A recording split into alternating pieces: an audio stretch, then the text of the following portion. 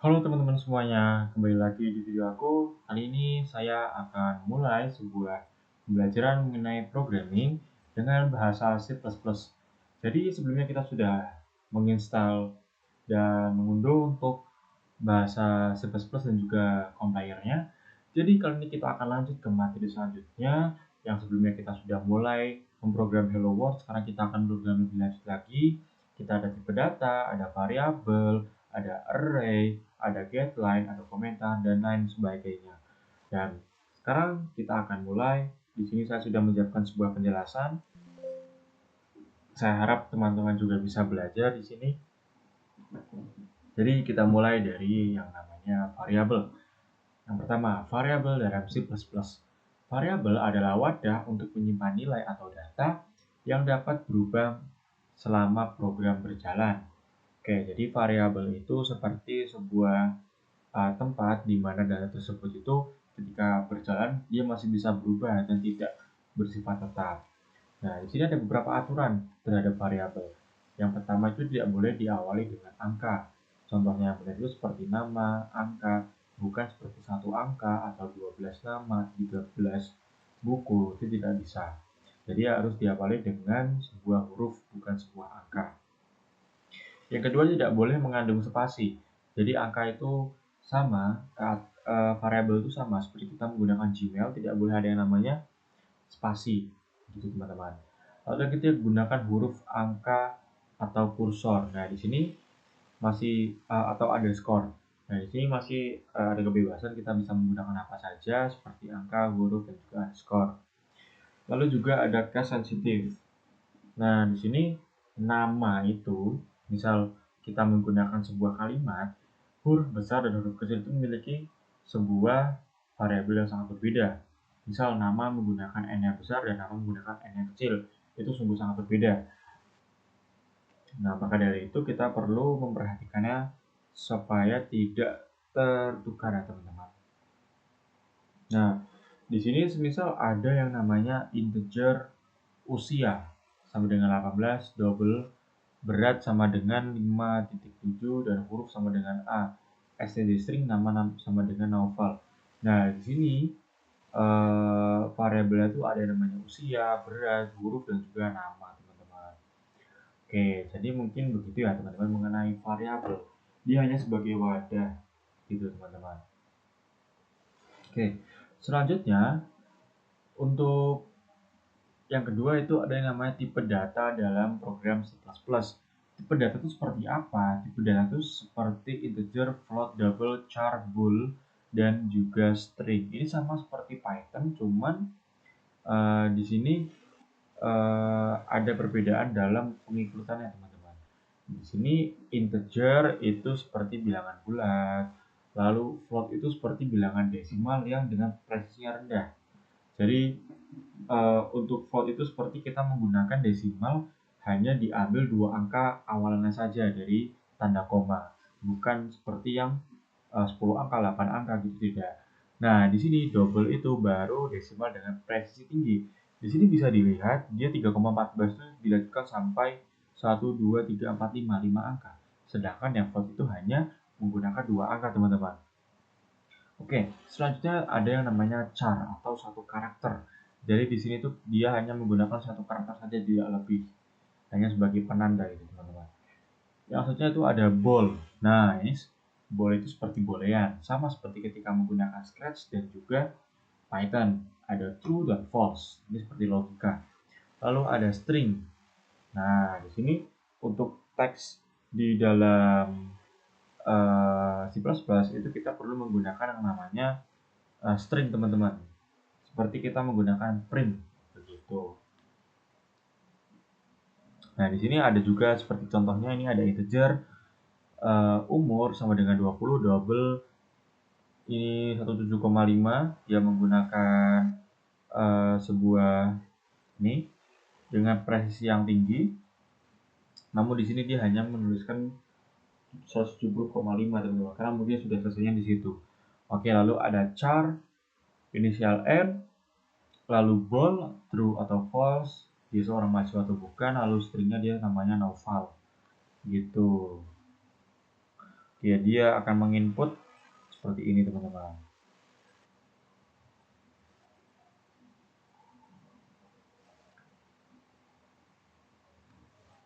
Oke, selanjutnya ada yang namanya konstanta. Konstanta merupakan nilai yang tidak dapat diubah setelah didefinisikan. Jadi, nilai konstanta itu sama seperti sebuah ketetapan, teman-teman. Jadi, ketika kita sudah mendefinisikan, dia tidak akan bisa dirubah. Seperti kita nilai pi sebanyak 3,14 itu sudah sebuah ketetapan, atau sebuah gravitasi memiliki nilai 9,8 atau 10 itu sudah sebuah ketetapan, teman-teman. Nah, di sini ada programnya, contohnya di sini dia memiliki cara konstantanya itu berupa cos double. Nah, pi itu sama dengan 3,14 dan cos integer mas skornya itu ada 100. Nah, di sini dia menggunakan konstanta, teman-teman. Nah, di sini dia sudah dimasukkan dan hasilnya seperti ini, teman-teman. Oke, selanjutnya ada yang namanya array. Array adalah kumpulan data dalam tipe yang sama dalam satu variabel.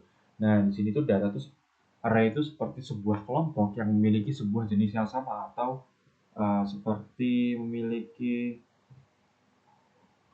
sebuah habitat yang sama, teman-teman. Jadi dia kalau semisal sebuah bilangan bulat, semuanya bilangan bulat, bilangan desimal, semuanya juga bilangan desimal.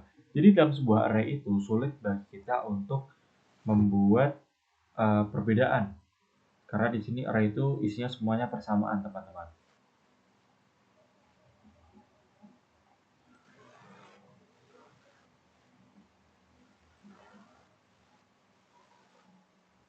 Oke, kita lanjut. Nah, dalam mengakses array, indeks itu dimulai dari angka 0. Jadi sama ketika kita menggunakan Python, indeksnya mereka itu dimulai dari angka 0, bukan dari angka 1. Berbeda jika kita menggunakan Scratch gitu. Nah, di sini ada contoh program array.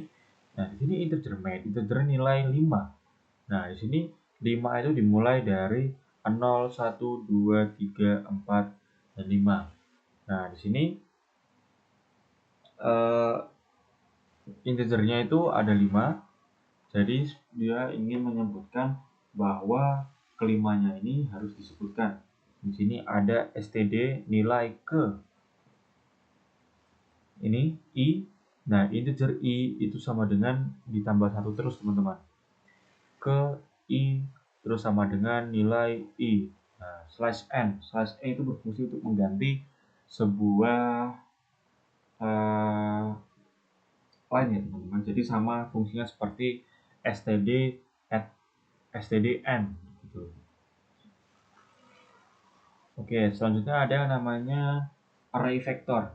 Nah, di sini array vector itu berfungsi, dia bisa merubah panjangnya, atau panjangnya bersifat dinamis.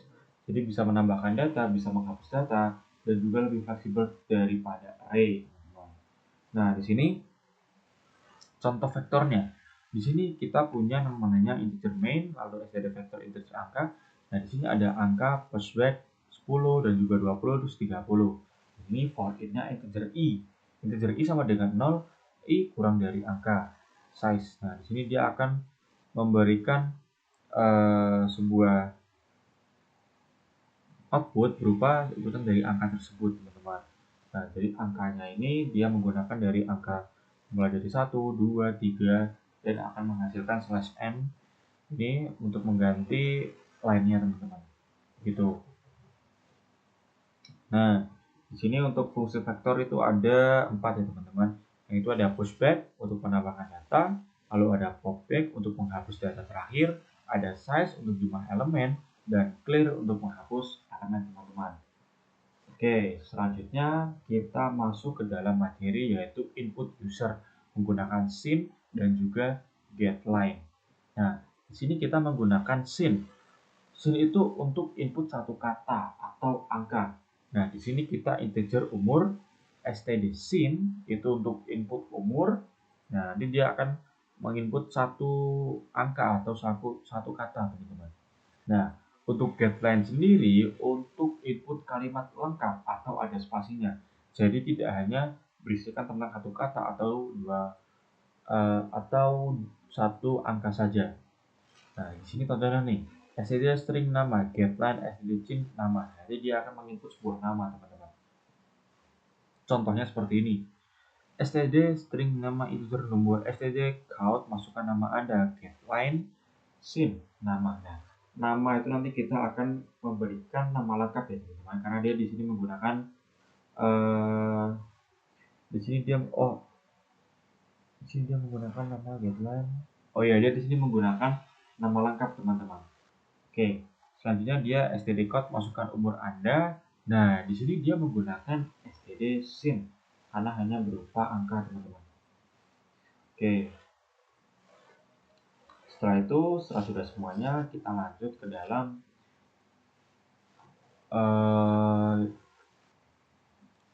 fungsi scope variable. Nah, jadi sudah saya siapkan materinya. Nah, di sini saya sudah menyiapkan sebuah materi tentang komentar, teman-teman, yang rapi. Nah, komentar sendiri kan seperti kita menghentikan sebuah program, teman-teman. Nah, di sini kita ada beberapa aturan supaya kita menjadi lebih rapi untuk aturan komentarnya. Nah, di sini kita akan mulai penjelasan. Apa itu komentar? Komentar adalah teks dalam kode yang tidak dijelaskan oleh compiler. Tujuannya untuk menjelaskan maksud kode, alur program, atau catatan developer. Komentar yang baik membuat kode lebih mudah dipahami, mudah diperbaiki, mudah direview oleh orang lain, dan tidak membingungkan saat proyek sudah lama. Nah, jadi komentar ini selain menghentikan sebuah program, dia juga sebagai keterangan dari setiap program yang kita berikan, teman-teman. Nah, di sini contoh komentar dalam C++. Kita menggunakan komentar satu baris. Nah, di sini komentarnya di sini dan juga di sini, teman-teman. Nah, di sini dia akan menggunakan komentar berupa satu baris seperti ini, teman-teman. Nah, kita dalam komentar C++ itu kita menggunakan yang namanya slash. Berbeda dengan Python, kita menggunakan yang namanya tanda pagar. Oke, selanjutnya ada yang namanya komentar multibaris. Nah, di sini kita menggunakan komentar dengan batas atas dan juga batas bawah. Jadi kita seperti menggunakan satu paragraf, teman-teman. Gitu.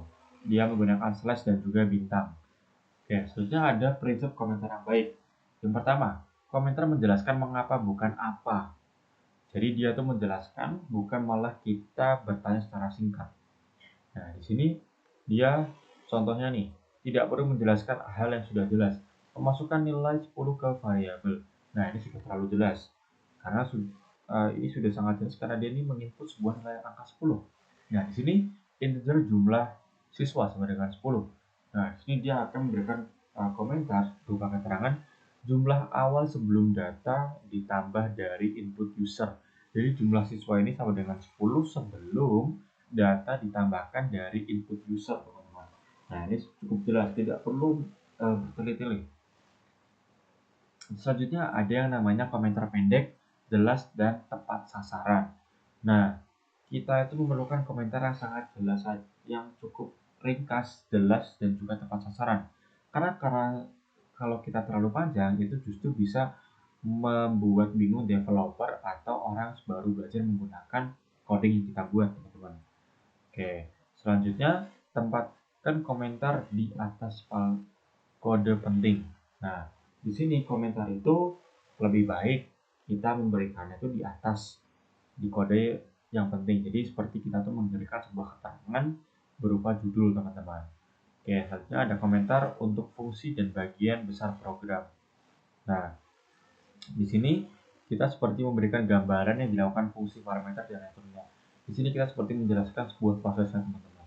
Begitu. Selanjutnya ada komentar untuk bagian kode yang rumit. Nah, di sini kita memberikan penjelasan untuk algoritma yang digunakan atau kode yang digunakan dalam sebuah program itu menggunakan kode apa sih? Nah, di sini dia memberikan keterangan seperti menggunakan loop dan mencari angka terbesar. Begitu, teman-teman. Oke, selanjutnya kita akan coba memulai demonstrasi ya, teman-teman, supaya teman-teman menjadi lebih jelas mengenai materi yang sudah saya jelaskan ini. Begitu. Selanjutnya kita akan langsung masuk ke materi selanjutnya, yaitu ada namanya namespace dan juga namespace std. Nah, jadi apa sih itu namespace? Namespace adalah wadah kontainer untuk menyimpan nama-nama seperti fungsi, variabel, kelas, dan juga objek. Nah, jadi fungsi dari namespace itu bertujuan untuk supaya nama-nama tidak bentrok sehingga menimbulkan error. Nah, jadi kita perlu membuat kode sendiri, teman-teman. Contohnya ketika kita menggunakan namespace adalah kita menggunakan std. Nah, apa itu sebenarnya namespace std? Std adalah namespace standar milik C++ yang berisi banyak fitur penting seperti count, sin, and, string, vector, dan juga map. Fungsi matematika seperti sqrt atau akan, EBS, dan lain-lain. Lalu library standar lainnya. Nah, contoh kita dalam menulis nanti menggunakan namespace itu seperti ini. C++ count hello. Nah, nanti compiler tidak mengerti count kecuali kita memberi bahwa itu berasal dari namespace std. Nah, cara menggunakan namespace std seperti ini. Bisa dilihat. Nah, ini kita lihat include using namespace std. Nah, sini dia memberikan keterangan. Nah, sebelum enter main, dia itu memberikan keterangan bahwa dia akan menggunakan using namespace std. Nah, dengan ini kita tidak perlu menulis std yang menggunakan dua tanda titik gitu setiap kali memakai fitur dari std. Nah, ini sungguh sangat singkat, cocok untuk pemula dan program kecil. Oke. Lalu selanjutnya ada menggunakan hanya bagian tertentu dari std. Nah, kadang kami tidak ingin menggunakan seluruh std. Jadi kamu hanya mengambil sebagian. Jadi kita tidak perlu menggunakan semua std-nya itu seperti ini. Nah, tapi kita hanya mengambil sebagiannya saja. Sepertinya contoh seperti ini. Using std count, lalu juga using stdn. Nah, itu dia menggunakan count, hello, and. Nah, jadi dia di sini tidak menggunakan yang namanya std lagi, di sini juga tidak menggunakan std lagi, teman-teman. Begitu. Jadi std dan count itu sudah digunakan di awal sebelum integer main. Oke, selanjutnya ada mengambil tipe objek tertentu. Nah, di sini dia menggunakan std string. Nah, di sini dia menggunakan string nama Naufal. Di sini dia tidak menggunakan std di sini dan dia hanya menggunakan beberapa bagian saja.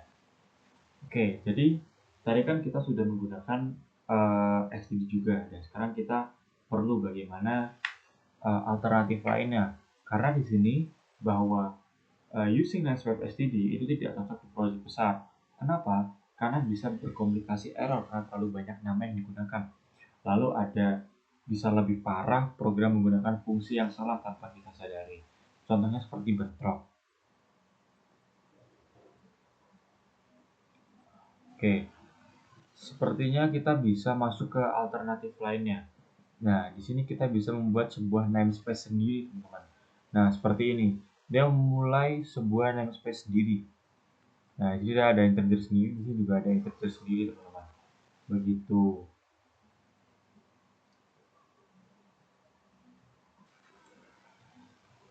Kita sudah di dalam Visual Studio Code dan sekarang kita akan langsung saja mendemonstrasikan dari beberapa materi yang sudah saya sampaikan tadi. Nah, di sini saya akan langsung mulai dari yang namanya array dulu, teman-teman. Di sini ada sebuah array yaitu yang berisikan angka 10, 20, 30, 40, dan 50. Lalu di sini dia diminta untuk isi array. Di sini juga ada untuk array ke-1, 2 sampai ke-5. Lalu di sini juga akan mengakses elemen ketiga. Nah, sekarang kita coba running dulu, teman-teman.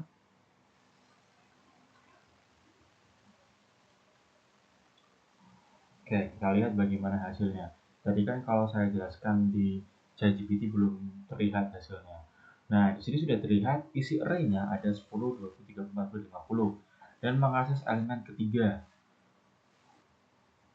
Nah, ini elemen ketiganya, teman-teman. 1, 2, dan 3. Begitu.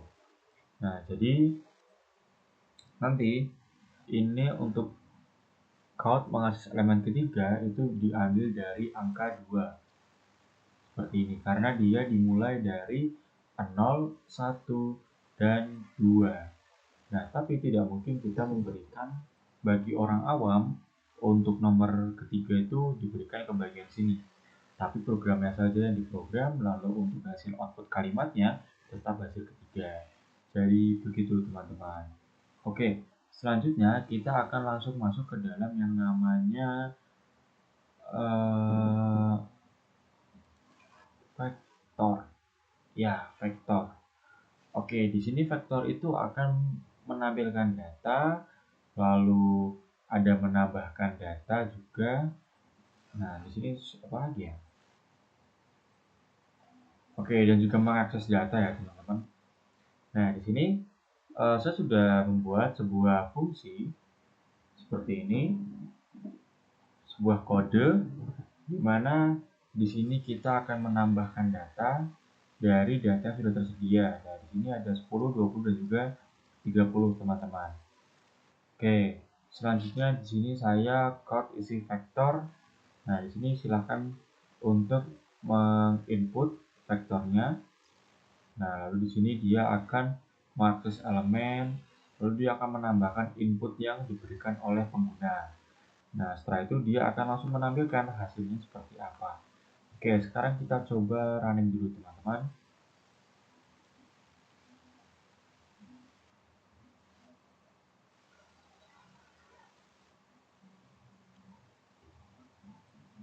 Nah, di sini kita akan memasukkan angka baru, teman-teman. Oke, kita coba isi dengan angka 50. Oke, nah sekarang dia akan otomatis menambahkan sebuah elemen 50 ke dalam elemen yang sudah ada tadi. Seperti itu. Oke, karena sudah jelas, sekarang kita akan langsung masuk ke dalam konversi. Nah, di sini kita akan membuat sebuah pengkonversian. Nah, dari suhu dan juga dari daftar nama ini. Di sini kita menggunakan sebuah ketetapan berupa konstanta dan juga menggunakan sebuah interaksi berupa vektor dan juga getLine. Nah, sekarang kita coba running.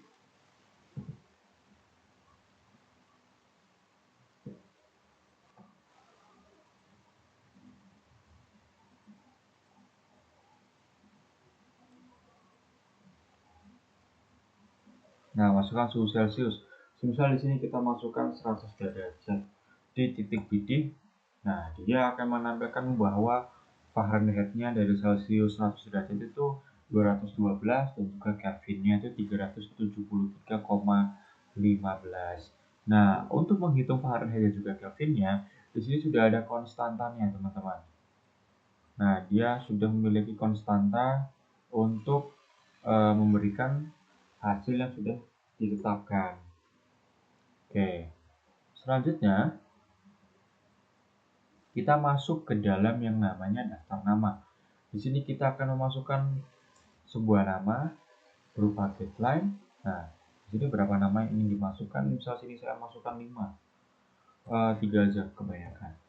Nama ke satu, misal Elzan,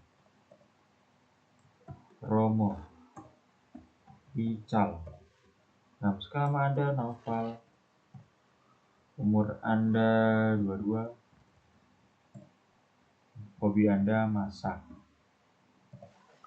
Oke, di sini langsung akan ditampilkan data Anda, Naufal, umur 22, hobi masak. Di sini juga akan langsung ditampilkan daftar namanya, Elzam, Romo, dan juga Ical. Nah, di sini juga akan menghasilkan suhu dari yang sudah ditetapkan. Oke, jadi begitu teman-teman. Selanjutnya kita akan masuk ke dalam yang namanya kalkulator dan data, teman-teman. Di sini saya membuat sebuah kalkulator sederhana dan juga di sini saya juga membuat sebuah kode dari pengelolaan data. Oke, kita coba running.